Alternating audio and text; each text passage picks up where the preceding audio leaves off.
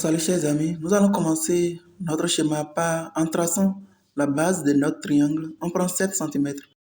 La base, on va prendre 7 centimètres. Chacun peut prendre ce qu'il veut, ça dépend de la taille qu'il veut donner à son cœur.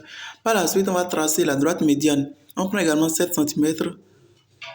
Après avoir tracé la droite médiane, on va relier maintenant les extrémités pour former notre triangle isocèle. Ensuite, on va prendre 2,5 cm en haut. Pour celui qui prend 7 cm comme moi. Sinon, si vous prenez vos dimensions comme vous voulez, vous allez juste diviser les deux côtés là par 3 et vous prenez la partie supérieure, le tiers supérieur seulement. Ça donne la même chose. Donc ensuite, maintenant, je vais commencer par mettre les rondeurs. Je vais mettre maintenant, j'ai déjà tous les repères là, je vais commencer par mettre. Donc les deux, ce que j'ai mis comme 3 renversés là, c'est pas là qu'on va prendre les versos tout à l'heure. Là, je fais un arc de cercle. Voilà. Je vais juste me connaître de faire des arcs de cercle pour obtenir la forme de mon cœur. Là, je vais faire un cercle là. Ça va faire office de repère pour l'atrium 3. Là, ça va faire repère pour l'atrium gauche, ce que je viens de faire actuellement. Et pour l'atrium gauche, est plus petit que pour l'atrium droit. Il faut prendre ça en compte. Ça, on va défaire sur le schéma tout à l'heure. Je vais vous montrer ça arriver là-bas. Donc voilà, on prolonge vers les bas. C'est comme si on voulait former un cône. Voilà ce qu'on obtient. Ensuite, maintenant, je prends mon bic noir. Comme j'ai déjà tous les repères, je vais pouvoir passer le bic noir pour dessiner les formes exactes que je veux. Donc, c'est l'atrium que je suis en train de faire là. Donc, vous voyez, là, à partir de là, tout va devenir très facile.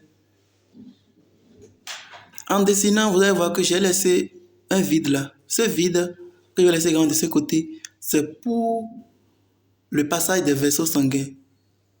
Parce que comme je vais directement au bic noir, si je trace en trait plein, je ferme tout. Après, je serai obligé de croiser. Donc voilà. Vous voyez que ça entre parfaitement maintenant. Donc vous allez prendre ça en compte également. Donc je vais continuer. Je termine la haute, je mets les vaisseaux sanguins.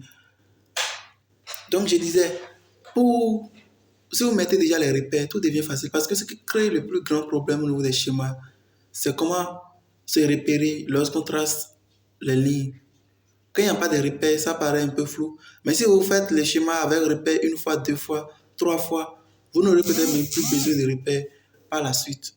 Donc c'est en cela que cette technique est très intéressante. Vous voyez, en un rien de temps, vous terminez votre cœur et ça passe très rapidement. Voilà ce qu'on obtient.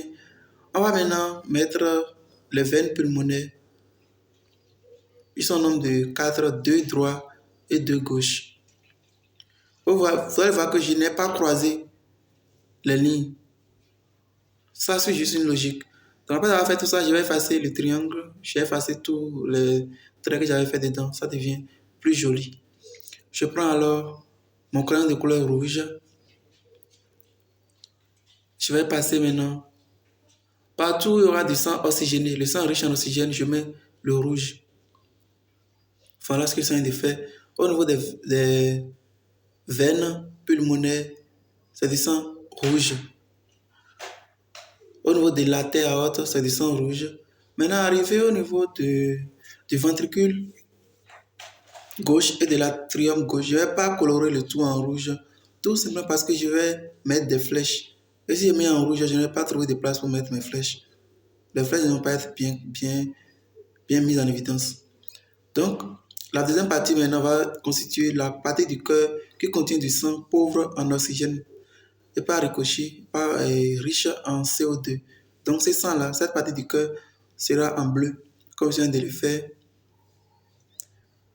Là également, quand je vais mettre les flèches, je ne vais pas colorer l'atrium en bleu, ni le ventricule en bleu. Voilà ce qu'on obtient. Je mets les flèches et rapidement, on va mettre le péricarde. Le péricarde, on va utiliser une couleur, la couleur marron. Non, pardon. Là, c'est le myocarde que je viens de faire. Excusez-moi. Ça, c'est le myocarde. C'est le muscle cardiaque. Donc, on utilise la couleur marron pour mettre le muscle cardiaque parce que c'est un muscle. Et par convention, les muscles sont représentés avec la couleur marron. Donc, toutes les couleurs que j'utilise là sont des couleurs conventionnelles. Les couleurs que j'utilise pour faire les dessins, ici, sont des couleurs conventionnelles. Donc, la couleur que je vais utiliser tout à l'heure, la couleur violette, elle n'est pas conventionnelle parce que ce que je veux représenter, bon, arrivé là, on va en parler. Donc, je termine d'abord avec la couleur marron. Voilà ce qu'on obtient. Ça reste maintenant le péricade. Ce n'est pas encore terminé. Je vais utiliser la couleur violette pour mettre le péricade. C'est l'enveloppe la plus externe du cœur. Donc, on aura le péricade séreux, qui est intimement lié au cœur. Et le péricade fibreux qui est l'enveloppe la plus externe du cœur. Donc, c'est les séreux qui sont de mettre avec la couleur violette là. Je vais utiliser une autre nuance de violette pour mettre le péricade fibreux. Donc, les deux vont former le péricade tout simplement. Donc, voilà. Vous obtenez un joli schéma. Donc, quelqu'un d'autre peut séparer les deux péricades avec un trait. Il utilise le bic noir, par exemple, pour tracer une ligne entre les deux péricades pour les mettre en évidence correctement. Moi, je n'ai pas voulu mettre ça. Donc, voilà ce qu'on obtient. Voilà le cœur. On a fini de dessiner le cœur. Tout simplement, en un rien de temps, c'est fini. On met les différentes parties rapidement et le schéma est au top. Un joli schéma. Donc, le cœur, c'est facile à dessiner. Il suffit juste de savoir, d'avoir un repère, de suivre le repère, c'est tout. Ça passe rapidement. L'autre chose sur laquelle j'aimerais attirer votre attention, bon, avant de faire les vidéos, je lis, je fouille les documents, je lis très bien les documents conventionnels. Également, je voudrais juste vous dire que les différentes parties, la notation du schéma va varier d'un professeur à l'autre. Ça peut varier un peu, tout peu. Ça ne veut pas dire que le cœur, les différentes parties du cœur ont des noms différents, mais juste les appellations peuvent varier et un professeur peut préférer l'un à l'autre. Donc, ce que votre professeur va dire au cours va toujours prioriser sur ce que vous lisez dans la littérature, ce que vous voyez sur les réseaux sociaux. Maintenant, ce qui concerne ça, si vous voyez que vous êtes quelque chose qui n'est pas écrit dans le cours, vous pouvez discuter avec le professeur, aborder le professeur à propos de ça. Ça va dépendre de comment vous allez aborder le professeur. Donc, il faut avoir du respect quand vous voulez aborder le professeur par rapport à ça. On ne peut pas aborder n'importe comment. Donc, les professeurs seront toujours disponibles pour nous écouter, pour vous écouter. Quand vous allez vouloir aborder quelque chose que vous n'avez pas compris, que vous allez trouver dans un document qui n'est pas tout à fait en accord avec ce qui a été vu au cours.